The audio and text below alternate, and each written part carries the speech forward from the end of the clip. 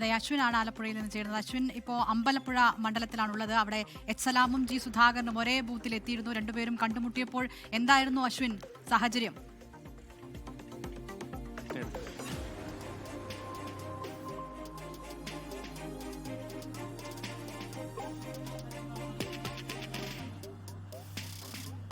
തീർത്തും അവിചാരിതമായിരുന്നു ആ കണ്ടുമുട്ടൽ.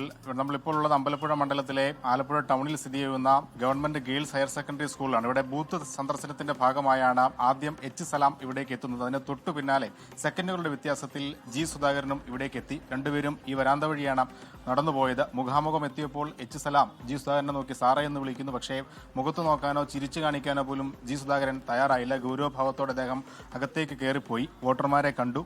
ഒപ്പം ബൂത്ത് സന്ദർശനം സാധാരണ നിലയിൽ മുന്നോട്ട് പോയി. അതിനുശേഷം ഇരുവരും ഈ ബൂത്ത് വിട്ട് അടുത്ത ബൂത്തിലേക്ക് പോവുകയും ചെയ്തു. സാധാരണ നിലയിൽ ബൂത്ത് സന്ദർശനത്തിനിടെ ഇങ്ങനെ കണ്ടുമുട്ടുക പതിവാണ്.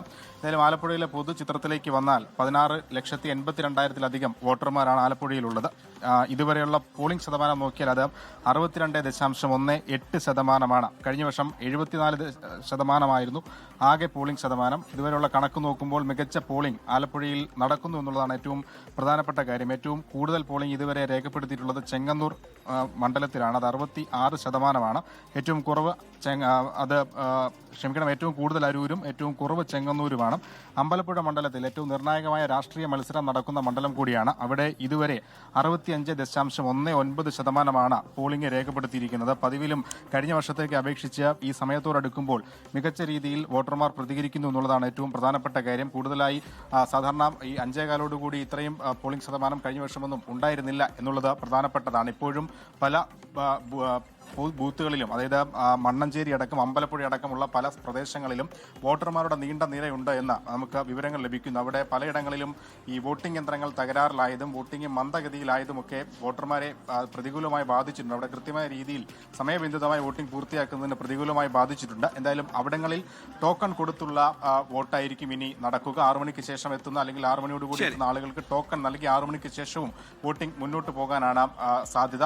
അമ്പലപ്പുഴയിൽ ഒരു സ്കൂളിൽ ഇതിനോടകം തന്നെ 100-ലധികം ആളുകൾ ഇപ്പോഴും വരിയിൽ നിൽക്കുന്നു എന്നുള്ളതാണ് ലഭിക്കുന്ന വിവരം. അവിടെയും ടോക്കൺ സംവിധാനമാകും പ്രാവർത്തികമാവുക. ഒരുമിച്ച് ഒരേ വഞ്ചിയിൽ യാത്ര ചെയ്തവർ കൂട്ടം മാറുമ്പോൾ ചെറിയ ചമ്മലൊക്കെ ഉണ്ടാവും. അതുകൊണ്ടായിരിക്കണം ജി സുധാകരന്റെ അടുത്ത അനുയായി അല്ലെങ്കിൽ ശിഷ്യൻ എന്നൊക്കെ കരുതപ്പെട്ടിരുന്ന ആളാണ്. ഇപ്പോൾ കാലം കഴിഞ്ഞപ്പോൾ 2 ചേരിയിൽ നിന്ന് പരസ്പരം മത്സരിക്കുന്നു. രാഷ്ട്രീയ കേരളം ആവേശത്തോടെ കാത്തിരിക്കുന്ന രാഷ്ട്രീയ ഫലം കൂടിയാണ് അമ്പലപ്പുഴയിൽ വരാൻ. ജനം കാണുന്നുണ്ട്, വിലയിരുത്തട്ടെ.